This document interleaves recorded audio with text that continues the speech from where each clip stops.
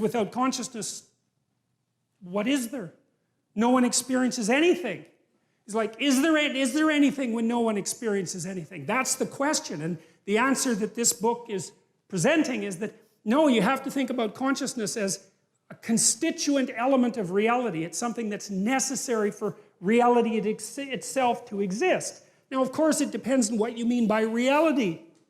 But the reality that's being referred to here, I told you already, is this strange amalgam of the subjective experience and the world. But the question is deeper than that too, because it is by no means obvious what there is if there's no one to experience it. I mean, the whole notion of time itself seems to collapse, at least in terms of something like felt duration. And then the notion of size disappears essentially because there's nothing to scale it, and the causality seems to vanish. And so, and we don't understand consciousness, not in the least.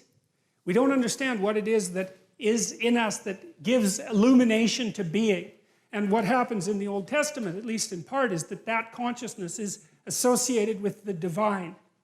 Now you think, well, is that a reasonable proposition? And that's a very complicated question, but at least we might note that there's something to the claim, because there is a miracle of experience and existence that's dependent on consciousness. I mean, people try to explain it away constantly, but it doesn't seem to work very well. And here's something else to think about, I think, that's really worth thinking about. People do not like it when you treat them like they're not conscious, right? They react very badly to that. And then you don't like it if someone assumes that you're not conscious, and you don't like it if someone assumes that you don't have free will, you know, that you're just absolutely determined in your actions, and there's nothing that's going to repair you, and that you don't need to have any responsibility for your actions. It's like our culture, the laws of our culture are predicated on the idea, something like people are conscious, people have experience, people make decisions and can be held responsible for them, that there's a free will element to it. And you can debate all that philosophically, and fine, but the point is that that is how we act, and that is the idea that our legal system is predicated on.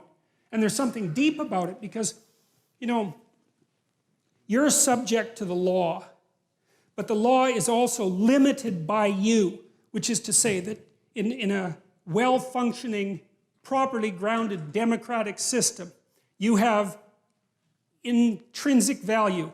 That's the source of your rights.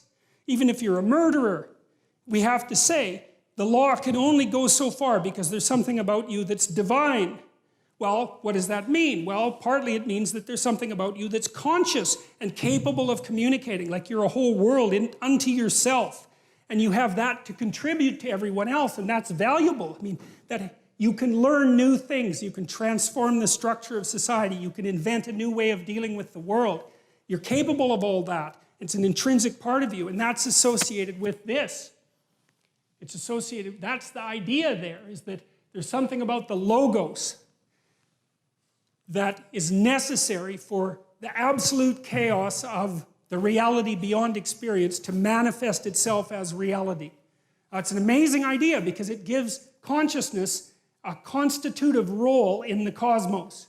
And you can debate that, but you know, it's not, you can't just bloody well brush it off. Because first of all, we are the most complicated things there are that we know of by a massive amount. We're so complicated that it's unbelievable. And so, you know, there's a lot of cosmos out there, but there's a lot of cosmos in here too. And which one is greater is by no means obvious unless you use something trivial like relative size, which, you know, really isn't a very sophisticated approach. And whatever it is that is you has this capacity to experience reality and to transform it, which is a very strange thing, you know. You can conceptualize a future in your imagination, and then you can work and make that manifest. You participate in the process of creation. That's one way of thinking about it. And so that's why I think in Genesis 1, it relates the idea that human beings are made in the image of the divine, men and women, which is interesting too, because, you know, the feminists are always criticizing Christianity, for example, as being, inexorably patriarchal.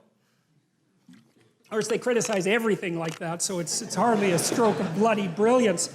But I think it's an absolute miracle that right at the beginning of the document, it says straightforwardly, like with no hesitation whatsoever, that the divine spark, which we're associating with the word that brings forth being, is manifest in men and women equally. That's a very cool thing. And you got to think, well, like I said, do you actually take that seriously? Well, what you got to ask is, what happens if you don't take it seriously? Right? Read Dostoevsky's Crime and Punishment. That's the best investigation of that tactic that's ever been produced. Because what happens in Dostoevsky's Crime and Punishment is that the main character, whose name is Raskolnikov, decides that there's no intrinsic value to other people. And that as a consequence, he can do whatever he wants. It's only cowardice that stops him from acting, right? Because why would it be anything else if the value of other people is just an arbitrary superstition? Then why can't I do exactly what I want when I want? Which is the psychopath's viewpoint.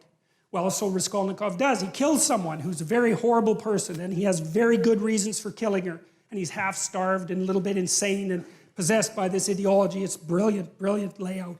And he finds out something after he kills her, which is that the post-killing Raskolnikov and the pre-killing Raskolnikov are not the same person even a little bit. Because he's broken a rule, like he's broken a serious rule, and there's no going back. And Crime and Punishment is the best investigation I know of what happens if you take the notion that there's nothing divine about the individual seriously.